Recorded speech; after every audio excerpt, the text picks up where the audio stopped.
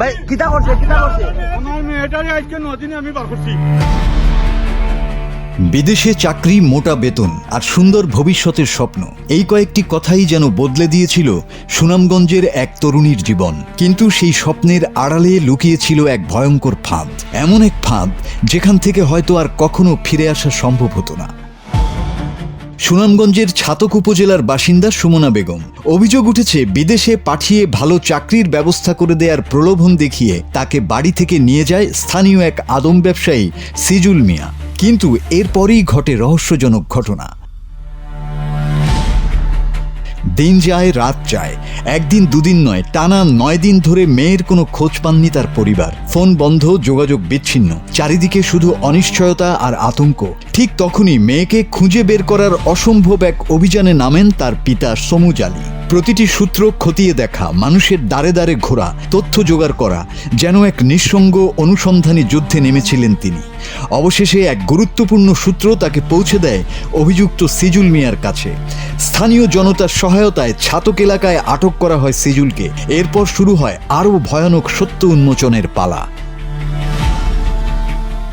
আটক ব্যক্তির দেয়া তথ্যের ভিত্তিতে অভিযান চালানো হয় জগন্নাথপুর উপজেলার একটি নির্জন এলাকায়। চারপাশে নিস্তব্ধতা, আর সেখানেই আতঙ্কিত অবস্থায় পাওয়া যায় সুমনা বেগমকে। অভিযোগ, বিদেশে পাঠানোর কথা বলে তাকে একটি চক্রের কাছে বিক্রি করে দেয়া হয়েছিল।